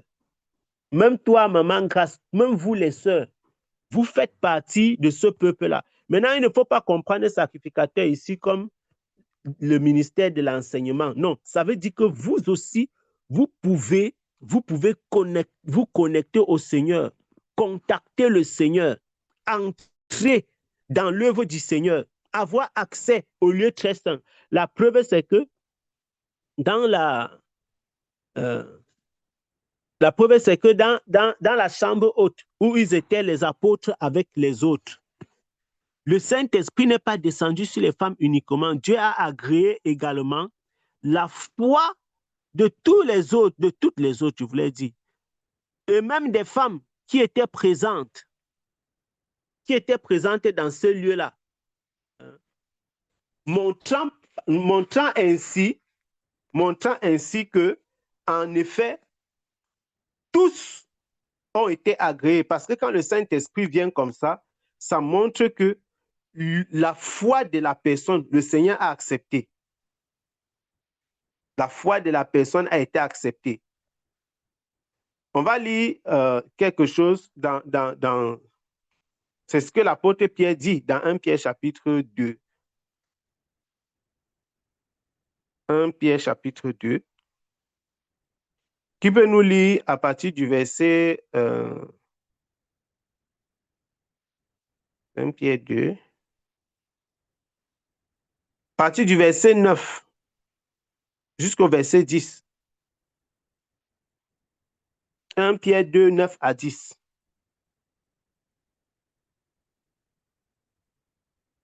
Okay. 1 Pierre 2, 9 à 10. Vous, au contraire, vous êtes une race élue, un sacerdoce royal, une nation sainte, un peuple acquis, afin que vous annonciez les vertus de celui qui vous a appelé des ténèbres à son admirable lumière. Vous qui autrefois n'étiez pas un peuple et qui maintenant êtes le peuple de Dieu, vous qui n'aviez pas obtenu miséricorde et qui maintenant avez obtenu miséricorde. Amen. Amen. Donc, quand il dit vous, il ne parle pas il ne s'adresse pas au pasteur. Il ne s'adresse pas au pasteur uniquement. Non. Il s'adresse à tout le monde, au peuple de Dieu. Il s'adresse à tout le monde, aux serviteurs et aux servantes du Seigneur, aux enfants du Seigneur en quelque lieu où ils se trouvent. Donc, le vous là inclut tout le monde. Il dit que nous sommes la race élue, le sacerdoce royal. Vous voyez maintenant le type de sacerdoce que nous avons. Dit que quelque chose est... On dit qu'un sacerdoce est royal, c'est étrange. Parce que le sacerdoce était lévitique et la royauté était judaïque. Mais le sacerdoce royal est lévitico-judaïque. Puisque le sacerdoce est de Lévi et la royauté est de Juda. Le sacerdoce royal donc mélange les deux. Une nation sainte, un peuple acquis. Et nous comprenons pourquoi dans Jérémie chapitre 31 et dans Ézéchiel au chapitre 37, le Seigneur dit que ce peuple-là, le peuple ne va plus dire, on ne va plus dire que connaît ton Dieu. Il dit que ce peuple-là sera son peuple. Pourquoi? Parce que c'est un peuple acquis, comme Pierre dit dans 1 Pierre au chapitre 2. Vous êtes le sacerdoce royal, la nation sainte, le peuple acquis. Le peuple acquis. Acquis de Dieu, bien évidemment. Le peuple acquis de Dieu. Et le Saint-Esprit va expliquer qu'il montrait par là que le chemin, parce que les gens, le peuple ne pouvait même pas, imaginez-vous que le peuple ne pouvait même pas traverser le premier voile. Mais c'est quand même quelque chose d'incroyable. Et nous comprenons pourquoi dans l'Ancienne Alliance, la Bible, il nous a demandé de croire à ce que le Seigneur a établi. Croyez en vos prophètes. Il suffisait que tu mettes ta foi en Moïse, que tu mettes ta foi en l'instruction que les sacrificateurs te donnent. C'était tout ce qui te suffisait.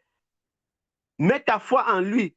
Et lui, il va porter, puisque c'est les sacrificateurs qui traversaient le voile pour pouvoir entrer dans le lieu saint et offrir le sacrifice, et offrir brûler l'encens qui représente les prières du peuple. Et il faisait ça en parlant. Mettre l'huile, changer l'huile chaque fois dans le chandelier. Or, le chandelier, là, ça représente l'Église.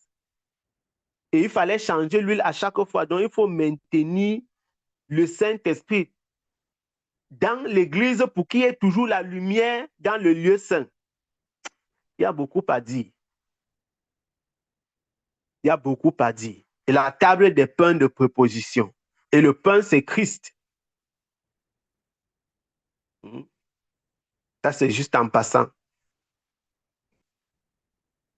La parole.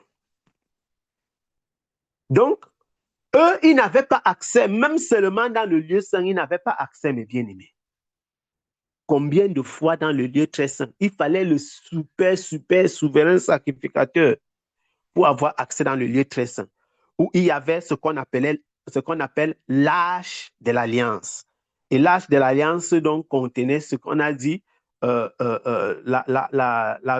verge d'Aaron, ainsi que les tables de l'alliance, et au-dessus de l'arche, on avait les chérubins protecteurs, etc. Donc, le peuple était loin dehors. La seule chose qui pouvait venir, c'était dans la cour. Participer au sacrifice, offrir le sacrifice et chacun rentre chez lui. Mais aujourd'hui, par le biais du sang de Christ, vous n'êtes plus les gens de la cour.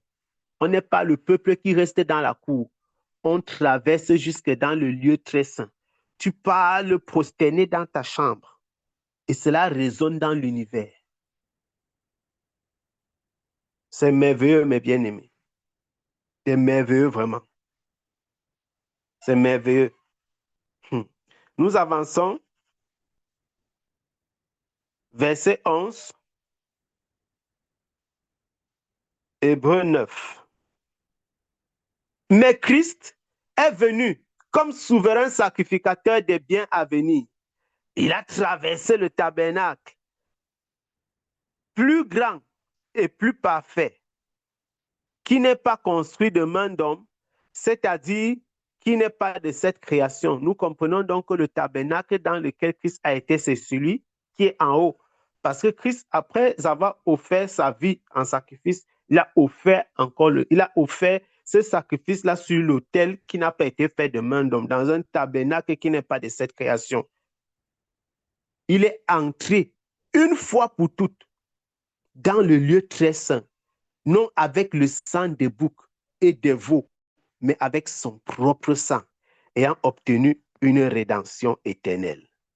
Oh Seigneur, magnifique, magnifique. Car si le sang des taureaux et des boucs et la cendre d'une vache répandue sur ceux qui sont souillés sanctifie et procure la pureté de la chair, combien plus le sang de Christ, qui, par un esprit éternel, s'est offert lui-même sans tache à Dieu, purifiera-t-il votre conscience des œuvres mortelles, afin que vous serviez le Dieu vivant.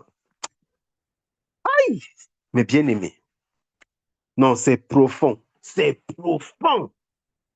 Imaginez-vous que le sang des animaux, les boucs, hein, les taureaux et tout ça, hein, les agneaux, si le sang des animaux pouvait, ne serait-ce qu'un temps soit peu, ne serait-ce que pendant un moment, donner la pureté à l'homme, à la chair. Imaginez un peu ce que le sang de Jésus-Christ peut faire. Voici l'agneau de Dieu qui ôte le péché du monde. Qu'est-ce que le sang de Christ donc ne ferait pas? Qu'est-ce que le sang de Christ ne ferait pas? Si le sang des boucs, qui sont des animaux, peut offrir la purification de la chair, qu'est-ce que le sang du Seigneur Jésus-Christ ne ferait pas? Lui qui est sans tache, lui qui est sans péché, lui qui est glorieux, qu'est-ce que le sang de Christ donc n'accomplirait pas? Il a offert une fois le sacrifice dans ce tabernacle qui n'a pas été fait par les mains d'un homme. Le sang des taureaux et des boucs, etc. Il dit que si cela peut procurer la sanctification de la chair, combien de fois le sang de Christ, qui par un esprit éternel, il s'est offert lui-même. Ce n'est pas quelqu'un qui a arraché la vie de Jésus. Il a lui-même donné. Pendant que le sang des animaux pouvait purifier la chair, le sang de Christ va encore plus loin. Il purifie même la conscience du péché. Il purifie même la conscience du péché afin que nous puissions servir le Dieu vivant. Il vient donc faire des serviteurs. Christ vient faire des serviteurs. On n'est plus accusé. En Jésus-Christ dont les accusations tombent, mes bien-aimés. C'est en Christ que les accusations tombent. Ah! Tu ne peux pas être dans une maison où tu es tout le temps accusé, accusé, accusé, accusé. Et nous comprenons dans les paroles du Saint-Esprit dans le livre, dans Colossiens, au chapitre 1 et même au chapitre 2.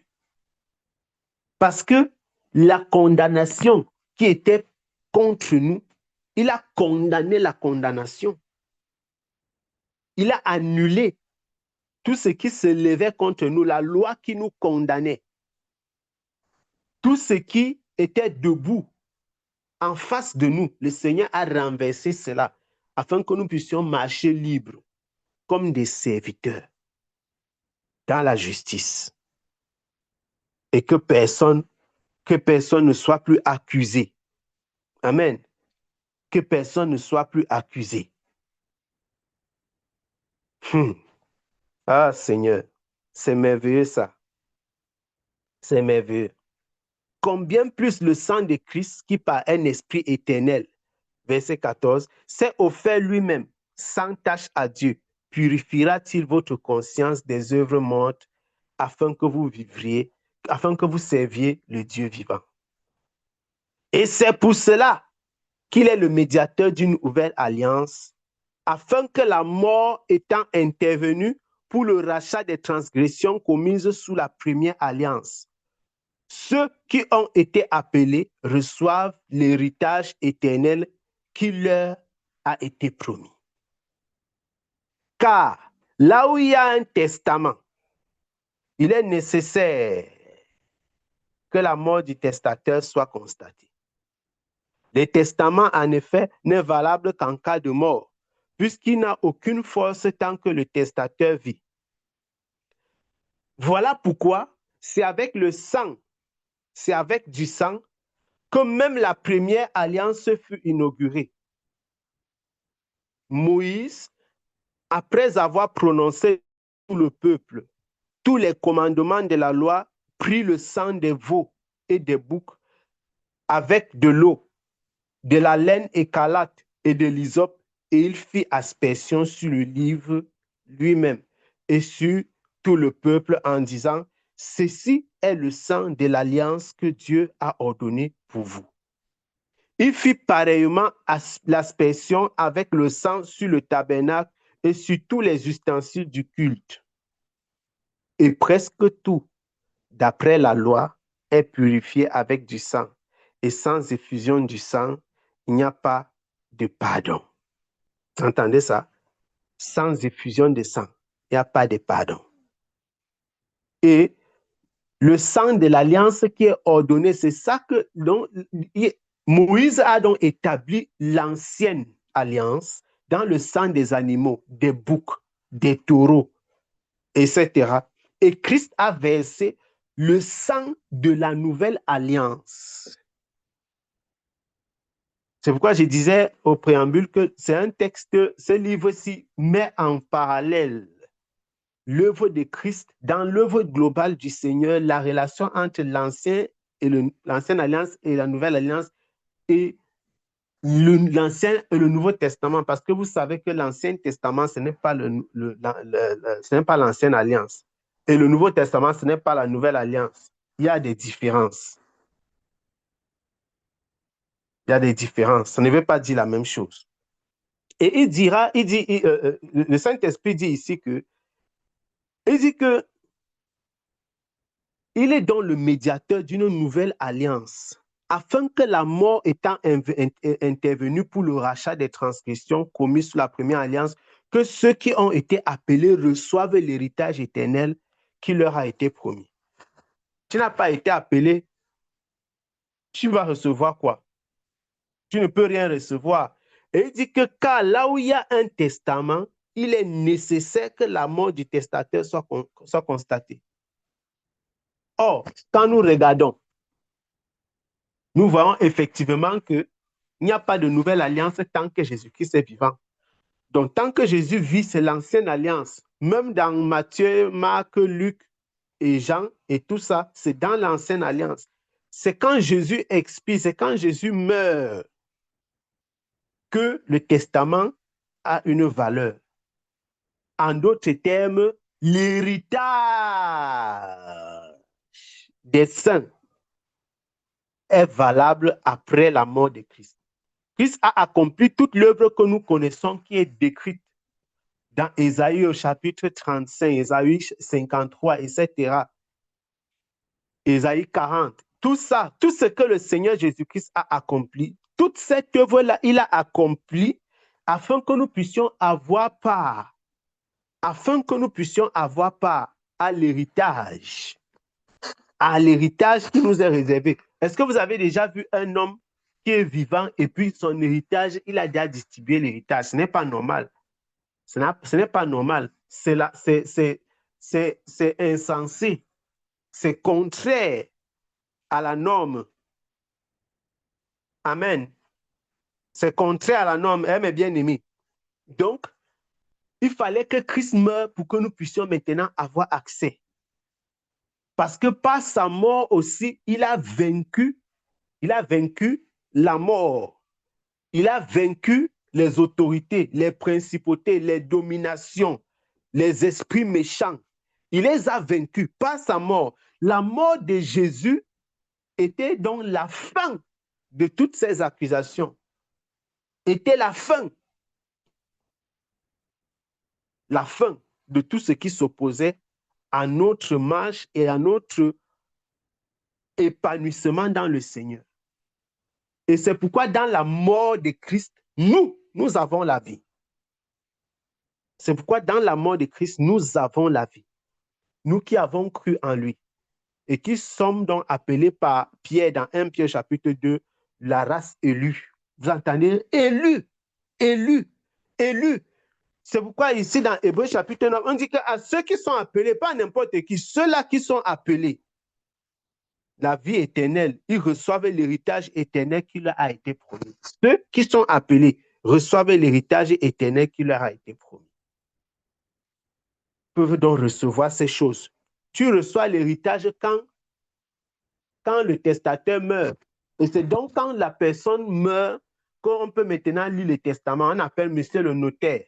Le notaire vient maintenant dire qu'il a dit que toi, tu reçois telle chose. Toi, tu reçois telle autre chose. Toi, tu reçois ceci. Toi, tu reçois cela. Tu reçois, mais tu vas recevoir comment? Tu reçois, en effet, parce que cela a été donné par le propriétaire. Et le propriétaire, c'est celui qui est mort. Le propriétaire, c'est celui qui est mort. Rendez grâce à Dieu qui vous a donné, qui nous a quoi? Qui nous a rendu capables. C'est ce que l'apôtre Paul dit, d'avoir part à l'héritage des saints dans la lumière. C'est dans l'épître de Paul aux Colossiens. Rendons grâce à Dieu qui nous a rendu capables d'avoir part. Rendez grâce à Dieu qui vous a rendu capable d'avoir part à l'héritage des saints dans la lumière. L'héritage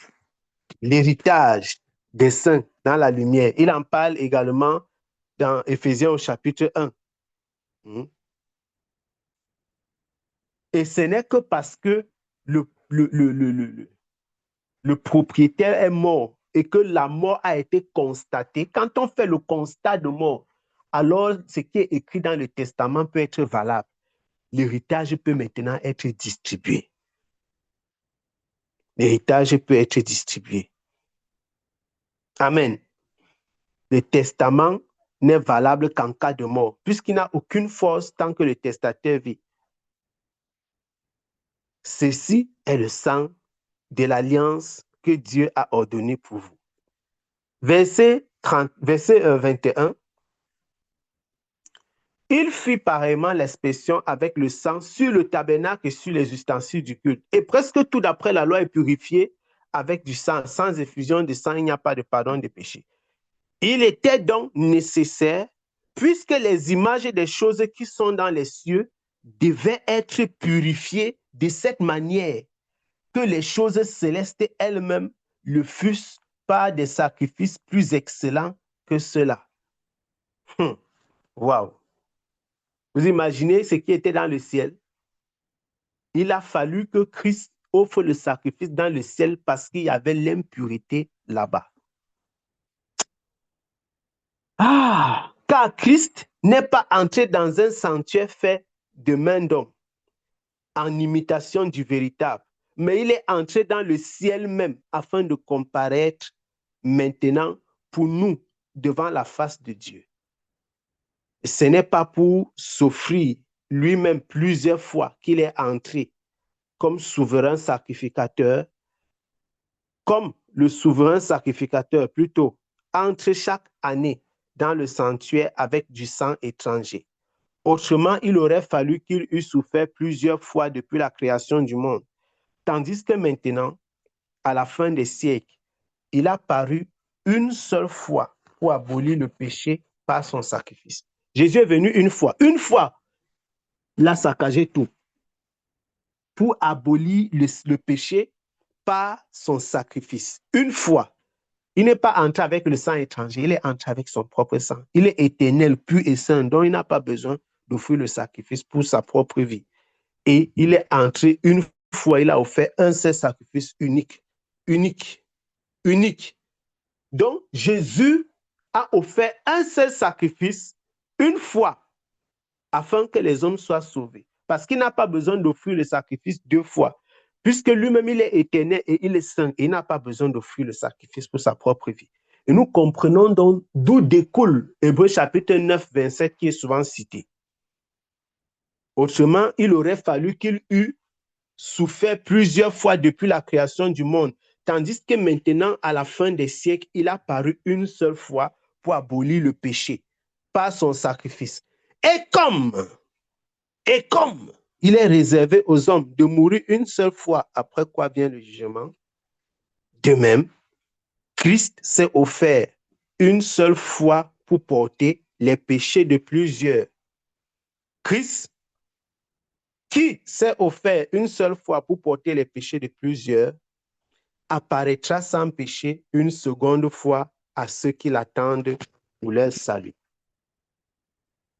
Pour le départ, la parousia. Ceux qui l'attendent, on l'attend. On l'attend. Ceux qui ont aimé son avènement. Ceux qui ont aimé son avènement. Il y a des gens qui disent qu'ils sont chrétiens. Ils n'attendent même pas le Seigneur Jésus. Ils vivent seulement leur vie. Ils sont aussi là. Non, ils font ce qu'ils ont à faire. Ils font leur vie. Non, pas de problème. Ils n'attendaient pas l'avènement du Seigneur. Ils se trompent. Ils se trompent. Parce qu'ils vivent comme si le Seigneur ne viendra jamais. Nous devons attendre le Seigneur. Nous devons nous attendre à sa visitation.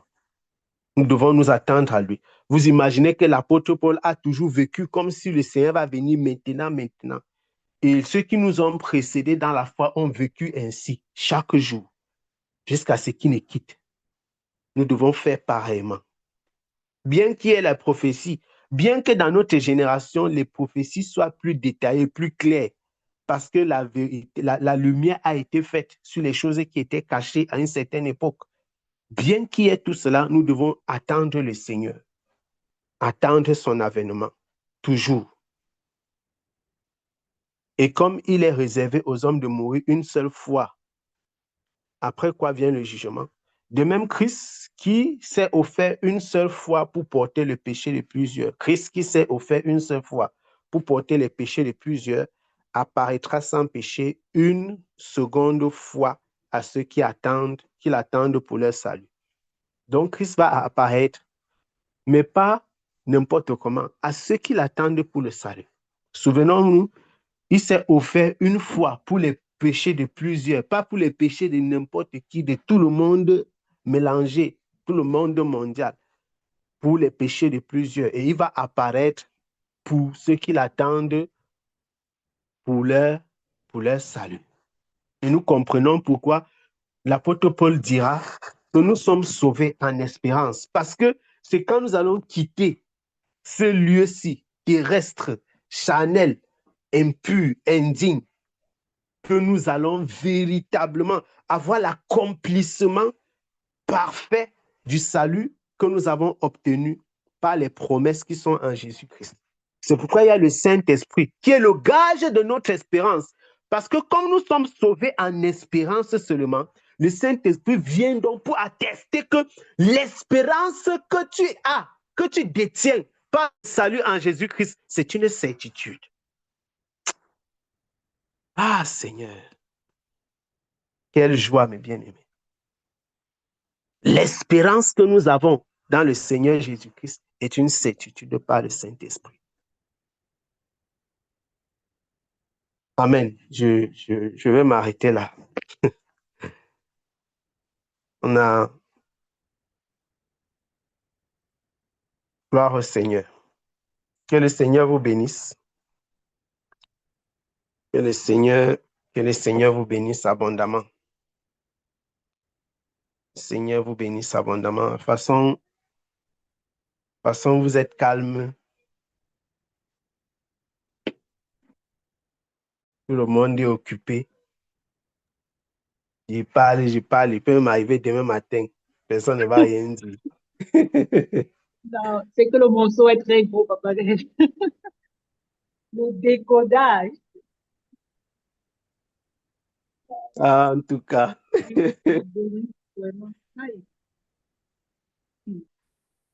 Oh, grâce à ça, le Seigneur est fidèle.